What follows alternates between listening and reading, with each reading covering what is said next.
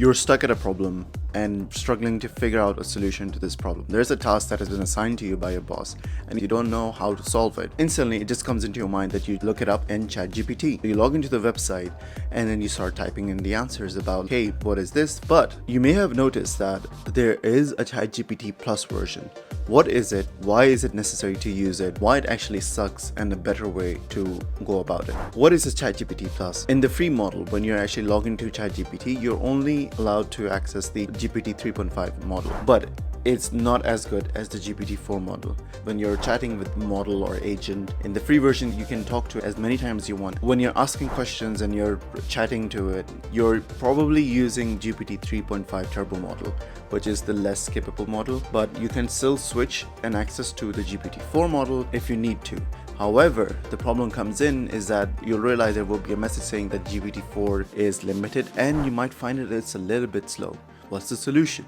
You actually pay a monthly subscription to ChatGPT to get the Plus version. It will allow you to have access to the bigger, badass, advanced model, and you can get better results and better output for your specific tasks and things. That sounds great, right? Not really. Because, like with everything, there is a catch. Even though you're paying a monthly subscription to get access to the best model there's still some limitations applied to it. Here are 3 reasons why ChatGPT Plus sucks and what can you do about it. Reason number 1, rate limiting. Just like the free version, you can only send a certain amount of messages to the premium model of GPT-4 before it just says an error like, hey, you have exceeded the number of messages that you have sent. Even though you're paying for it, I think it's $20 per month, you still have limited access to it. I think it's about 80 messages for every 3 hours. Now, those of you who have actually used ChatGPT for a while, you may have realized that it's not a magic bullet. You still have to prompt, you still have to have a little bit of dialogue to get the things and the tasks that you wanted to do. And if you're using it extensively for your own workflow,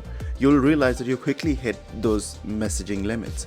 Even though it says it's 80 messages, it sounds quite a lot, but if you're using it extensively, you're probably most likely going to hit that. On top of that, there's the conversation mode, which feels like you're talking to the GPT model. It feels like you're talking to a person. You use that for maybe half an hour or 40 minutes and you'll see that rate limit will apply and you won't be able to access anymore. You would have to wait for 3 hours. This sucks. Reason number 2, model selection. If you look through the website and you compare the models, there are various different kinds of models. There's GPT 3.5, there's also GPT-4. Within those, there are different variations. With the Plus model, there are different context windows. Think of context window as memories or your thinking capacity for the ChatGPT model.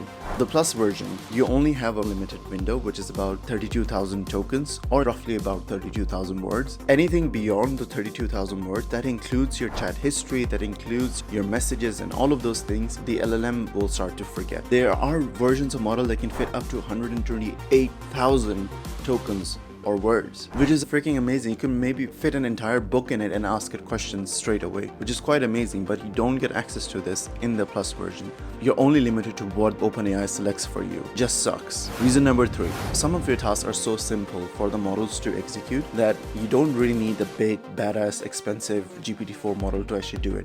You can get away with that specific task or step by using the GPT 3.5 Turbo. But in order to switch in between, it's very cumbersome. The Plus model doesn't allow you to do that, and plus, like what I said before, you're not using the most latest model there is, which actually limits you a lot. Technically, for your entire workflow, you don't actually need to use the big badass model. You can actually get away with using the cheaper models. It needs a lot of power, a lot of computational thinking, a lot of reasoning. You can use the big badass model to actually answer those questions. So, what is the solution? The thing is that you can go away with using an API key, which basically means you pay as you go for the models you want to use. But Talha, I'm not a software engineer. I don't know what to do. What is an API? All of this stuff is so crazy. Relax. It's easy. It's not as difficult as you think. If you can understand English and if you can follow step-by-step instructions, you'll be well on your way to actually use the API key. And the advantage of this is that the API key is basically, it's a self-serve thing. You are essentially saying to OpenAI, hey, look, I'm gonna take this model and I'm gonna use it for this many times, this how much things, and you pay as you go. Just like basically like your mobile phone, the more amount of data you want to use, the more you pay for it. And if you don't use much data, you don't have to pay for that much. But the thing is that with the API model, you can choose the right model for the right task, for the right step, and also there is no rate limiting. You can send as many messages as you want. You can iterate on different ideas and different things without having a fear of, hey, oh my god, I'm gonna get blocked, then I won't be able to send messages for another 3 hours. In my next video, I'll show you how to actually set up a very basic LLM chatbot. Looks almost exactly like the ChatGPT version, and you can select the models that you want, and you won't be restricted by all of these ChatGPT Plus things. And to be honest, I think you can get away with using all of these features without paying more than $20 a month. Until next time.